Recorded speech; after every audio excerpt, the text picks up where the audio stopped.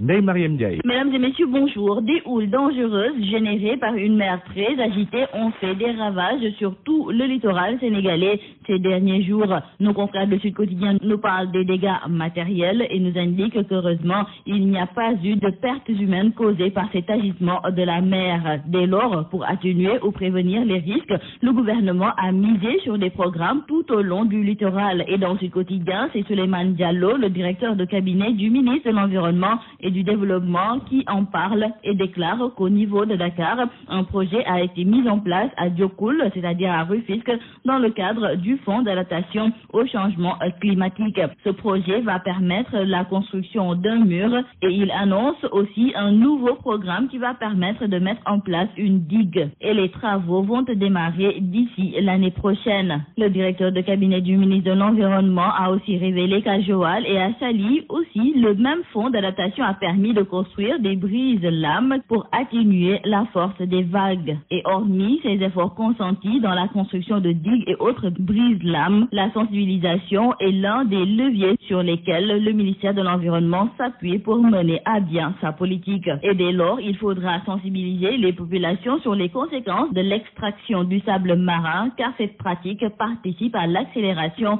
de l'avancée de la mer. Et toujours pour parler des conséquences après la furie de la mer, dans le journal Le Quotidien, nos confrères nous font savoir que la houle a emporté 4 pêcheurs au niveau de Mbour.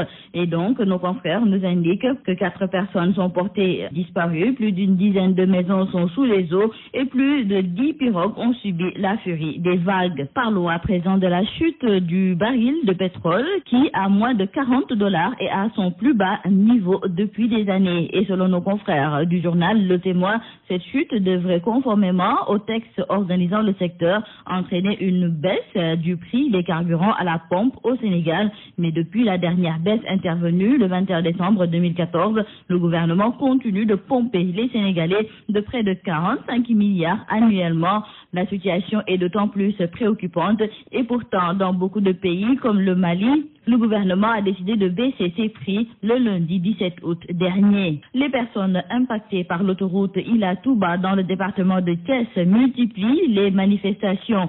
Dans le journal Le Quotidien, nos confrères nous font savoir c'est parce qu'elles jugent dérisoires les indemnités proposées par l'État du Sénégal. Nos confrères nous indiquent que ces populations se sont même regroupées en collectif pour réclamer une indemnisation à la dimension des préjudices subis. L'inspection générale d'État est à la mairie de Thiès depuis hier. Les hommes du vérificateur général François Collin ont installé leur quartier dans la mairie dirigée par Talla Sylla pour fouiller la gestion 2009-2014 d'Idrissa Seck, Yankoba Diatara. Et selon nos confrères du journal La Tribune, ces inspecteurs ont été accueillis comme il se doit et mis dans les meilleures conditions de travail. Donc, après Ziguinchor, Saint-Louis, Dakar, Rufisque, les redoutables et redoutés inspecteurs généraux d'État farfouillent donc à Thiès. La portabilité des numéros de téléphone mobile a été lancée hier à Dakar. Donc, retenons que depuis hier, le client a la possibilité de conserver son numéro de téléphone mobile lorsqu'il désire quitter un opérateur pour un autre. Nos confrères du quotidien Le Soleil qui nous en parlent nous expliquent que les frais de portage sont entièrement gratuits pour le client. Et le directeur général de l'autorité de régulation des télécommunications et des postes, Abdoukarim Sall, a magnifié le travail de l'expertise locale dans le processus d'implémentation de la portabilité des numéros. Et les opérateurs de téléphonie mobile ont tous promis une meilleure offre de service aux clients avec l'avènement de la portabilité des numéros. Et nous terminons par le sport. En foot, nos confrères du quotidien du sport Stade nous indiquent qu'en pleine préparation de la deuxième journée des éliminatoires de la Coupe du Monde, Aliou Cissé affiche la confiance.